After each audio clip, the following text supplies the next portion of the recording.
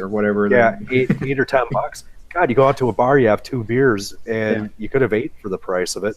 Oh yeah, and if you've got somebody with you and you're buying for them, next thing you know, you get the tab and it's over $100. Yep. And you're like, what happened here? Woodby says, what does this have to do with Linux? Well, Linux users like to drink.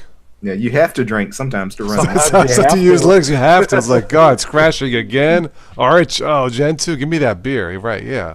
Come on, Woodbees, you should know better. No, I'm just kidding. Hannah Montana. Oh, my God. Hannah Montana Linux, man. Yeah, I like rum. I like the aged rums. I like rum and Coke. Yeah. Gen 2 equals necessary alcohol. Dreaming Wolf. No way. Installing Gentoo? Oh man, 2 beers and you wouldn't know where the hell you were with the install. Did you see what Woodbeast replied?